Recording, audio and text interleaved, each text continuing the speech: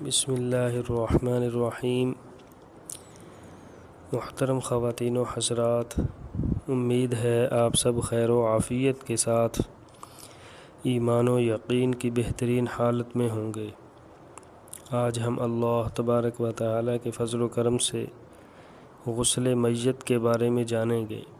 محترم سامعین، میت کو غسل دینا زندہ مسلمانوں پر فرض کفایہ ہے۔ اسی طرح تجہیز و تکفین اور نماز جنازہ پڑھنا اور تدفین بھی فرض کفایہ ہے۔ ایک بار غسل دینا فرض ہے اور 3 بار مسنون ہے۔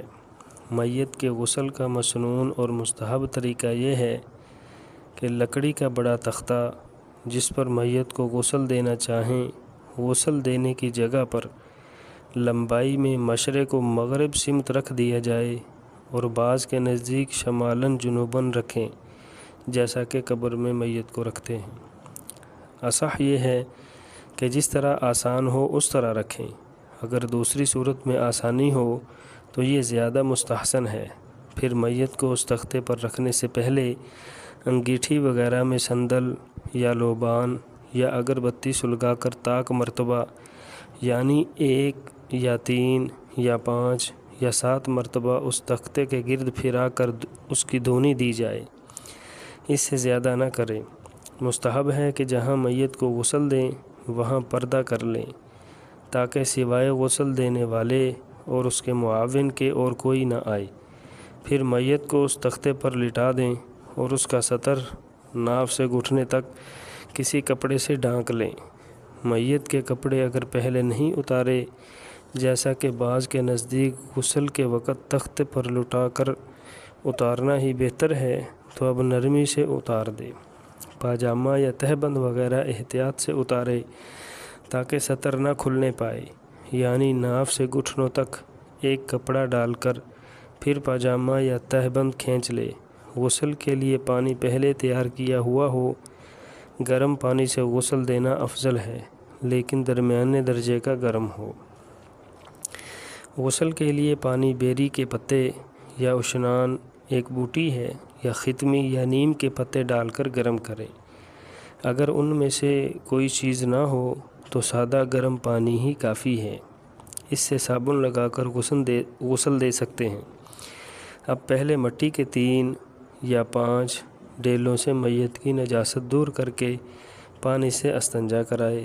اس کا طریقہ یہ ہے کہ دھونے والا اپنے بائیں ہاتھ پر کپڑے کی تھیلی وغیرہ لپیٹ کر اس کپڑے کے اندر سے جو ناف سے زانوں تک میت کے اوپر ہے، نجاست کے مقام کو دھو دے، کیونکہ میت کا سطر دیکھنا حرام ہے اور اس کے سطر کو بغیر حائل کے چھونا بھی حرام ہے، لیکن بچوں کے لیے تھیلی پہننا ضروری نہیں ہے۔ مرد غسل کے وقت مرد کی ران کو بے پردہ نہ دیکھے اور اسی طرح عورت بھی عورت کی ران کو بے پردہ نہ دیکھے۔ پھر ہاتھ سے تھیلی نکال کر پھینک دے اور ہاتھ دھو کر اس میت کو نماز کے وضو کی طرح وضو کرائے، لیکن اس وضو میں کلی نہ کرائے، نہ ناک میں پانی ڈالے، بلکہ اپنی انگشت شہادت پر کپڑا لپیٹ کر تر کر لے یا روئی تر کر کے اس کے منہ میں، دانتوں، لبوں، مسوڑوں اور تالو پر ملے۔ اس طرح 3 مرتبہ کرے اور روئی یا کپڑے کی بتی بنا کر اس کو تر کر کے ناک کے سوراخوں میں پھرا دے۔ یہ بھی 3 مرتبہ کرے۔ اس کے منہ، ناک، کان میں روئی رکھ دے کہ نہلاتے وقت ان میں پانی نہ جائے۔ پھر اس کا منہ دھو دے۔ پھر کوہنیوں سمیت دونوں ہاتھ دھو کر سر کا مسح کر دے اور دونوں پاؤں ٹخنوں سمیت دھو دے۔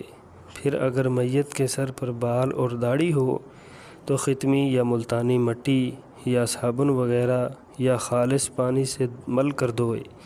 اب میت کو بائیں کروٹ پر لٹا دے اور سر سے پاؤں تک 3 مرتبہ پانی ڈال کر نہلائے، حتیٰ کہ تخت سے ملے ہوئے حصے تک پہنچ جائے۔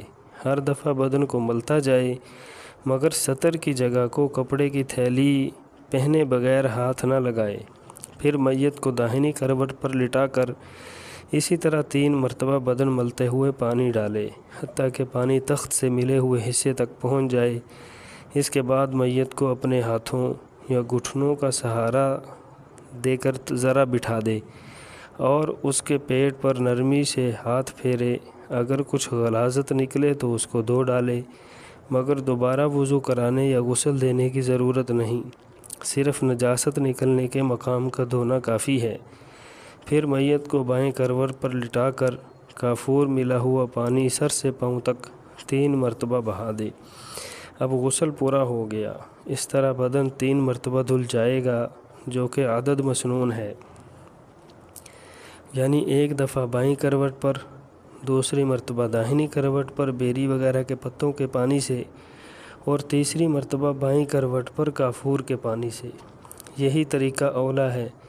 ہر کروٹ پر 1 مرتبہ سارے بدن پر پانی بہانا فرض ہے اور 3 مرتبہ بہانا سنت ہے۔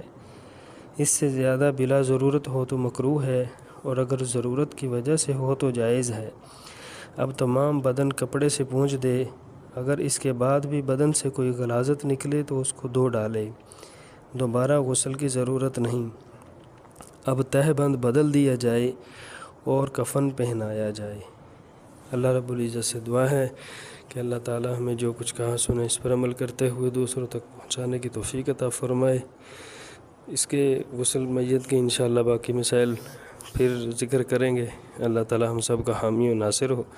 لا الہ الا اللہ، لا الہ الا اللہ، محمد الرسول اللہ۔